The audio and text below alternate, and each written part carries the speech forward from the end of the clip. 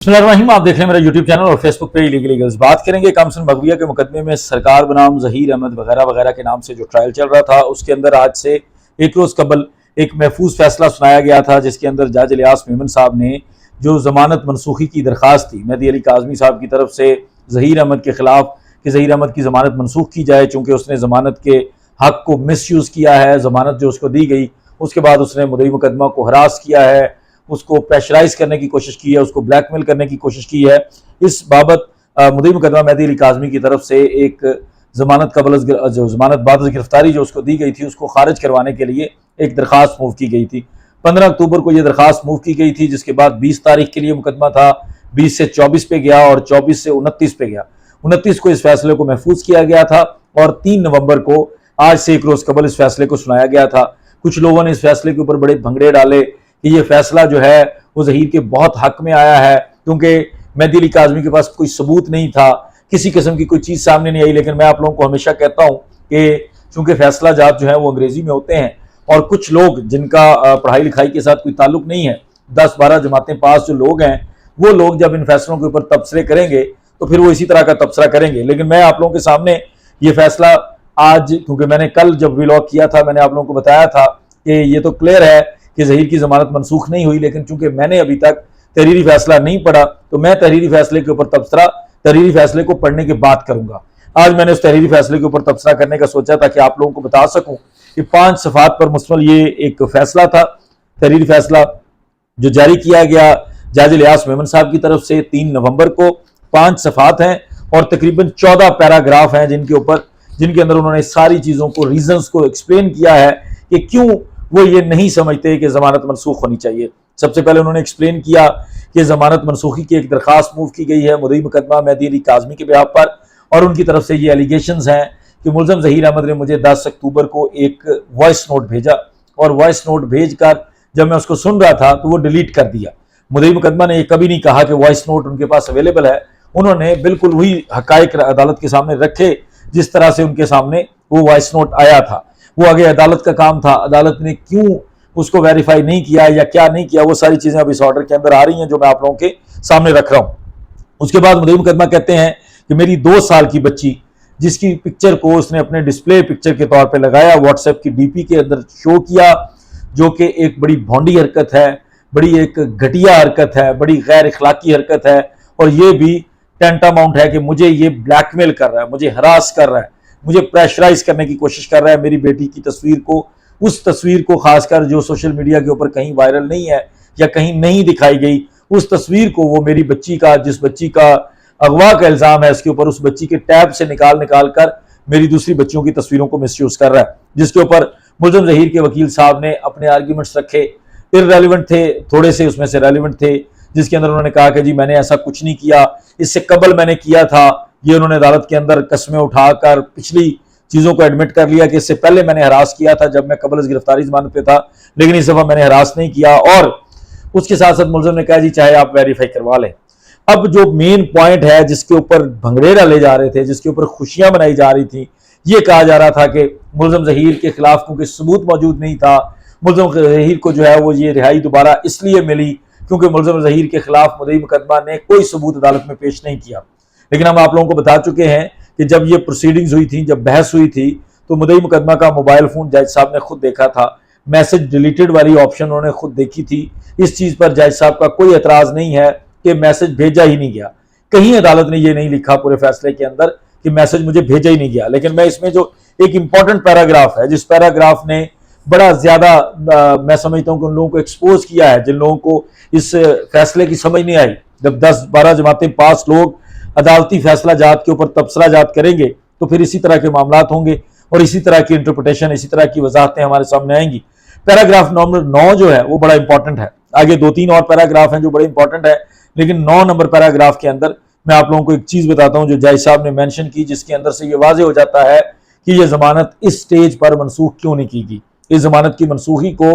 मैं ये समझता हूँ कि डिले कर दिया गया है। इसको समझ लें कि दोबारा फ्यूचर के लिए मेहदी अली काज़मी के लिए महफूज कर दिया गया है, ना कि ये उनका हक उनसे छीन लिया गया है। वो कहते हैं admittedly the alleged voice note is not available on record. While regarding the verification of WhatsApp display picture, the applicant has already moved an application before the FIA. Hence, at this stage, this court cannot take any action regarding the allegations leveled by the applicant. मुद्दई मुकदमा मेहदी अली काज़मी ने इन सारी चीज़ों की verification के लिए और इनकी बाबत एक दरखास्त FIA को दे दी है, जो कंसर्न डिपार्टमेंट है, जिसने साइबर क्राइम के तहत और जिसने इन चीज़ों को रिकवर करना आता है, जिनके पास ये इख्तियार है, जो इस तरह के मामलात को देखते हैं, उस इदारे को ऑलरेडी मुद्दई मुकदमा क्योंकि एक दरखास्त दे चुका है। और एडमिटेडली जाहिर है हम लोग तो पहले दिन से कह रहे हैं कि वॉइस नोट भेज कर डिलीट कर दिया गया, तो वो वहां पर अवेलेबल नहीं है और वॉइस नोट वहां पर अवेलेबल नहीं है, इसके अंदर कोई दूसरी राय नहीं है, क्योंकि मुलजम शातिर है। ये तो सारी दुनिया को पता चल चुका है कि मुलजम किस हद तक चालाक है। जो हमारे सामने डॉक्टर वाली एपिसोड आई, इससे पहले इतनी एपिसोड्स आई, किस तरह से कहानी को उलझाने की कोशिश की जाती है। आए दिन नई नई प्रोसीडिंग्स को सिंध हाईकोर्ट के अंदर प्रेजेंट करके मुख्तलिफ तरह से टाइम गेन किया जा रहा है। ये तमाम चीजें सब लोगों को पता है कि मुलजम इसके अंदर शातिर है और मुलजम के पास पूरी एक शातिर किस्म की टीम है, जो लोग उसके इस सारे एजेंडे को, इस सारी चीजों को पाया तकमील तक पहुंचा रहे हैं। अच्छा, दूसरा उसके बाद वो कहते हैं कि ये सेटल्ड प्रिंसिपल है जी, कि कोर्ट में किसी को बेल देती है तो बहुत ही सॉलिड रीजन के ऊपर खारिज करती है, जिसके ऊपर कोई एतराज नहीं है। लेकिन उसके साथ साथ उन्होंने मेंशन किया कि चूंकि अभी तक FIA की तरफ से कोई वेरिफिकेशन, FIA की तरफ से कोई कंफर्मेशन नहीं आई जिन चीजों की बाबत मुद्दई मुकदमा एलिगेशंस लगा रहे हैं, और मुद्दई मुकदमा ऑलरेडी एक दरखास्त गुजार चुके हैं उस कंसर्न डिपार्टमेंट FIA के पास, तो वहां से चूंकि कोई ऐसी रिपोर्ट नहीं आई, इस रिपोर्ट के बाद इस चीज को एसरटेन किया जा सके, इस चीज को एनालाइज किया जा सके कि ये मैसेजेस गए थे और मैसेजेस क्या थे, वो सारी चीजें जब तक FIA से नहीं आ सकती,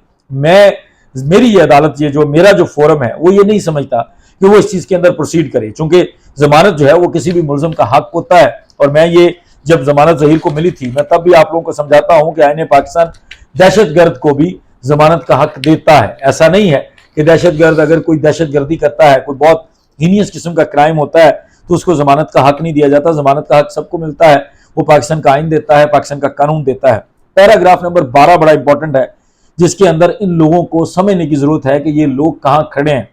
इन लोगों की क्या औकात है, जिस बंदे को ये रिप्रेजेंट कर रहे हैं उसके बारे में ये अदालत अभी भी क्या व्यू रखती है, अदालत के जहन में क्या चीजें हैं उसके बारे में वो पैराग्राफ नंबर 12 बड़े अच्छे से क्लियर कर रहा है। अदालत ये कहती है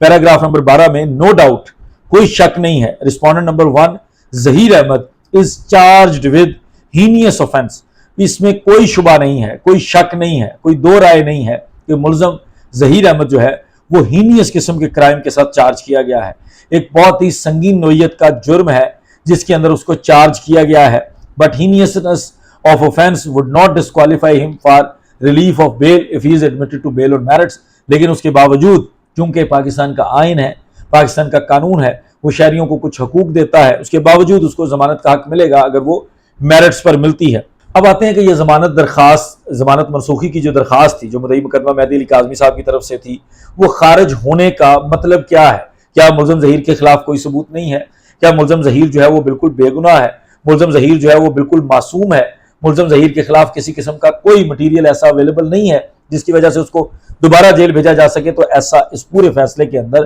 5 सफ़ात के अंदर कतन नहीं दिया गया। अभी तो मैं इस फैसले के बाद एक व्लॉग करूंगा, जो 2 दरखास्तें जहीर अहमद ने दी हैं, जो प्रोपेगेंडा किया था उसने, और जो एक वो टेढ़ी टांगों वाला शैतान जो है, जो बार बार उसको बड़ा ग्लोरीफाई कर रहा था कि 3 साल के लिए मेहदी अली काज़मी जेल जाएंगे क्योंकि मेहदी अली काज़मी के खिलाफ फोर्जरी की, मेहदी अली काज़मी के खिलाफ कोर्ट के साथ चीट करने की, फ्रॉड करने की दरखास्त लगा दी गई है जहीर की तरफ से। तो उन जो 2 दरखास्तों को खारिज किया है ऑनरेबल कोर्ट ने, जिसका फैसला ये लोग पढ़ के नहीं सुनाएंगे, ये लोग नहीं बताएंगे कि वो फैसला क्यों इन लोगों के खिलाफ आया है, इनके जो मालकान है उनके खिलाफ आया है, जो जहीर की जो मुलाजमा जो फैसला पढ़ पढ़ के जब बार बार दिखा रही है, जिसको इंग्लिश का नहीं पता,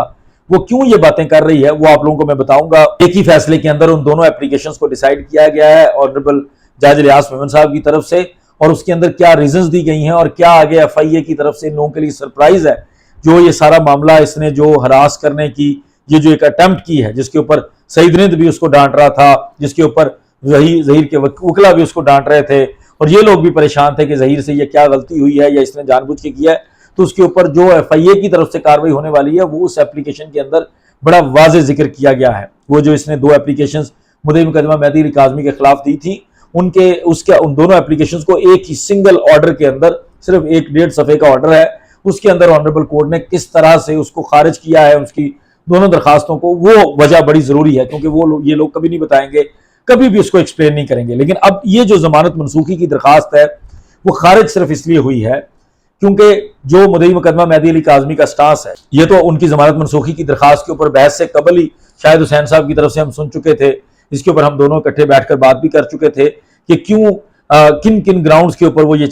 کیوں چاہتے ہیں کہ دوبارہ اس کو جیل بھیجا جائے، اور اس کے ساتھ ساتھ ہم نے ایکسپلین کیا تھا کہ چونکہ ملزم شاطر ہے، اس نے وہ وائس میسج ڈیلیٹ کر دیا ہے، ڈسپلے پکچر چینج کر لی ہے، اور آپ کو پتا ہے کہ فوری طور پر ان چیزوں کو ویریفائی نہیں کیا جا سکتا، اتنے زیادہ ہم تیز نہیں ہیں، ہمارے ادارے جو ہیں وہ اتنے تیز نہیں ہیں، متحرک نہیں ہیں کہ وہ فوری طور پر ان چیزوں کو نکال کے ریکور کر کے عدالتوں کے سامنے رکھ دیں، تو یہ ممکن نہیں تھا۔ اس کام کے لیے جو مدعی مقدمہ مہدی علی کاظمی ہیں، ان کے بیاف پر جبران ناصر نے آلریڈی ایک FIA میں درخواست دے دی تھی۔ جب یہ واقعہ 10 اکتوبر کا ہوا تھا، جو ضمانت منسوخی کی درخواست ہے وہ تو 15 اکتوبر کو فائل کی گئی تھی، لیکن اس سے پہلے FIA کے اندر یہ درخواست دے دی گئی تھی، اور FIA کو سارا ریکارڈ جمع کروا دیا گیا تھا جس کے اوپر FIA کام کر رہا ہے۔ اور اگر FIA کی رپورٹ مدعی مقدمہ کے سٹانس کے مطابق آتی ہے، جو مدعی مقدمہ کا مہدی علی کاظمی صاحب کا سٹانس ہے، اگر وہ رپورٹ بالکل اسی طرح آتی ہے تو یہی ضمانت دوبارہ منسوخی کے لیے، اس ضمانت کو منسوخ کروانے کے لیے دوبارہ رجوع کیا جا سکتا ہے، اور یہ ضمانت ختم کر کے اس کو دوبارہ جیل بھیجا جا سکتا ہے اگر FIA اس کو ویریفائی کر دے گا۔ اب ان آنریبل جج صاحب نے اس کو ڈیسیجن کو خود کیوں نہیں لیا، اس کے اندر ان کا لب لباب یہ ہے کہ وہ کہتے ہیں کہ چونکہ مدعی مقدمہ آلریڈی جا چکا ہے FIA کے پاس، اور FIA کے پاس یہ پروسیڈنگ پینڈنگ ہے، تو میں یہ مناسب سمجھتا ہوں کہ پہلے FIA سے کچھ آئے، FIA سے جب تک وہ کچھ چیزیں نہیں کلیئر ہو سکتی تب تک میں نہیں سمجھتا کہ کوئی بڑی ریزن ہے کہ ملزم کو دوبارہ جیل بھیجا جائے، اس لیے میں اس کو خارج کر رہا ہوں۔ اور یہ کہہ کر انہوں نے in view of the above discussion, application is dismissed. However, tentative assessment is made by this court which shall not prejudice the case of either party.